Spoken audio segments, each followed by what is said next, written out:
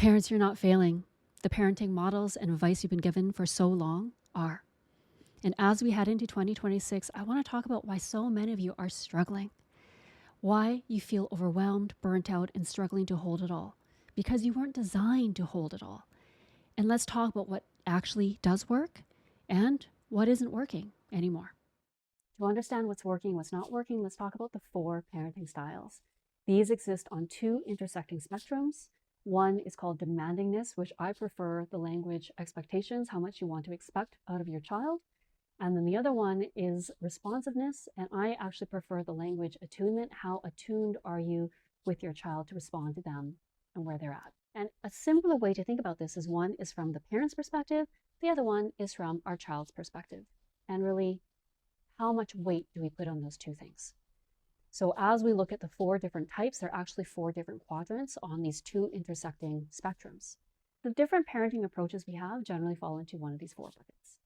And what we see from research is that there have been longitudinal studies done around what is the most effective.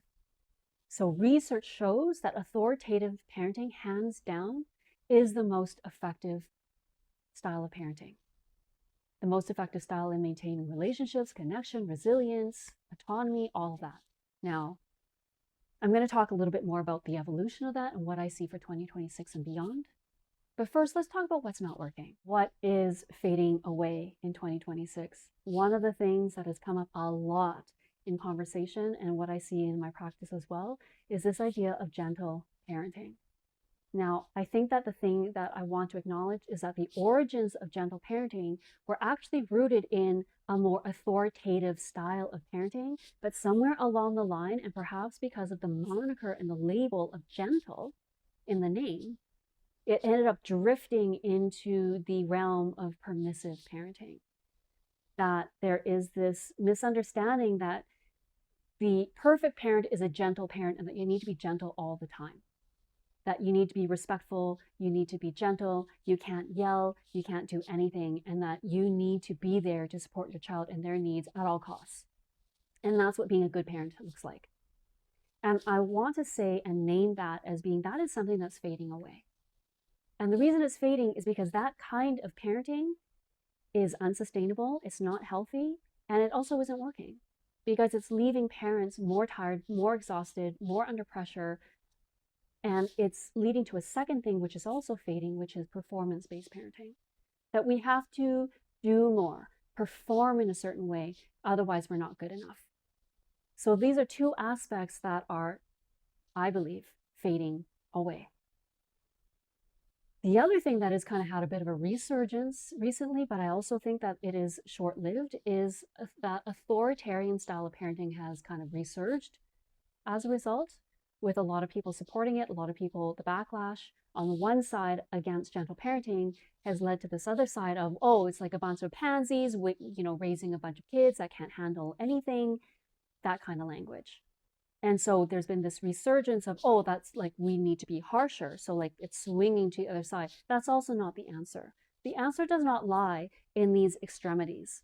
And as I just described, in those 4 quadrants, those quadrants of permissiveness and authoritarian are not effective. One asks you to give up yourself. The other one asks you to give up your child. And then the last one, neglectful, where, like that one's just a very, very, it's even less effective. It's negligent. It's literally called neglectful parenting. So we don't actually need to talk about that. Definitely not that. But the parents that sit in the permissive parenting style and the authoritarian parenting style have the best intentions. They want the best for their child. They believe they're doing the best. But they're sacrificing something no matter what. And that's why it's not working. And that's why on either end of the spectrum, it's likely going to fade, because authoritarian parenting, also, we already know it doesn't work.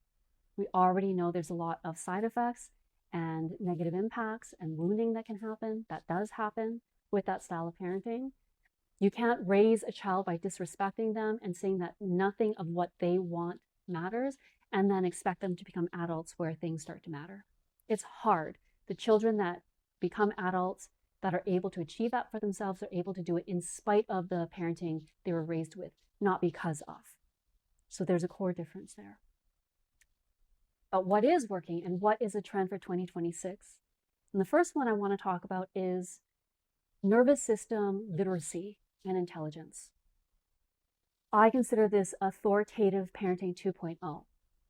It's the authoritative parenting where it is respectful of and honoring of the parent, of you and what you need, but also your child and what they need, and working together to find a middle ground.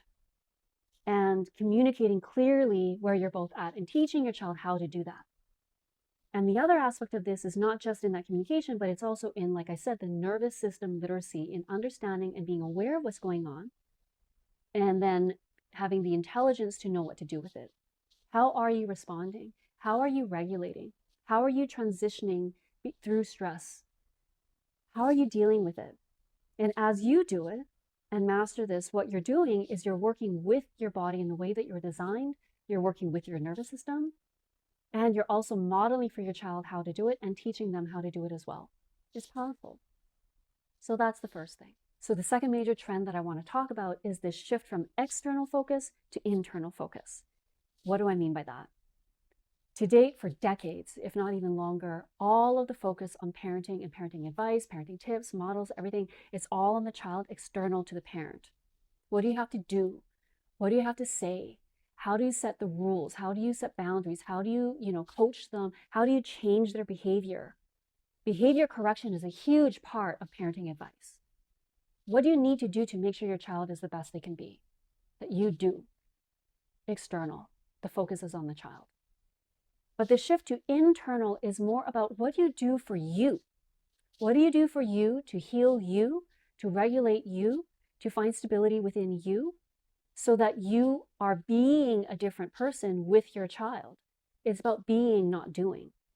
It's about internal healing. It's about starting and changing from the inside out. And that completely changes the dynamic and transforms the parenting and the relationship that you have with your child. Your parenting will shift naturally and organically because you are healing and you're changing. And this is something that I am seeing already, but it's going to take a much bigger hold in 2026 and the years beyond, which is really encouraging because it's beautiful seeing that transformation, people changing from the inside out. And then the last thing that I'll say is this. There is a lot of conversation about authority and that kids need authority and clarity, and that is true. After all, the most effective style of parenting is called authoritative. Authority is baked right in there. But this is the thing with authoritative that makes it really different from authoritarian, despite all the best intentions that parents have. The difference is in one thing, and that is emotional safety. And like I said, when I explained the spectrums, it's about both the parent and the child being present. It doesn't mean always equal, 50-50, because things are going to ebb and flow. That's real life. But it is that both are present in the equation and being considered. Both. And with authoritarian, the child is generally omitted, or it's very, very small. Like the consideration for the child is very small. And that's why it's not as effective. Because authority without safety is fear. And fear without structure is chaos. And what I mean by structure is support. How are you supporting your child? And this then really ties everything that I've been talking about together, which is why creating that safety for your child, emotional safety, psychological safety, not just physical safety, is essential for your child's development and for your connection and relationship with your child. If you want a relationship with your child that endures, then you need to work on safety. It's really simple. But most of us weren't taught how to create safety and how to anchor in safety. And you can't give what you don't have. Which is why one of the things that I talked about earlier in terms of that self-work and shifting to the internal focus versus the external matters so much, because it's only through that kind of work that you start to be able to create these and access that safety for yourself and understanding what you need and how to do that for you so that you can model it for your children, so that you can also create it for them. 2026 is a year that parents stop asking the question, what am I doing wrong?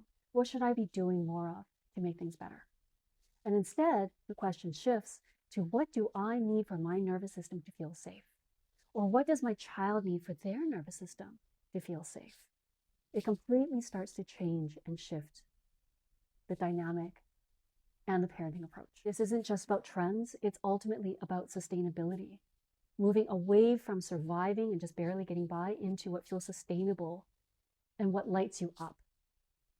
And when you start working with your nervous system instead of against it, that's the potential that can happen. You can start feeling more connected, more excited, more inspired, more lit up with more capacity to offer. That's my wish for you in 2026 as we approach the end of 2025 and enter this new year. And if you want more support and you like what you heard, I also have an email newsletter that you can subscribe to, and I have some workshops that'll be coming up that'll be announcing through that. So you can always sign up. Sending you so much love and inspiration to start 2026 with.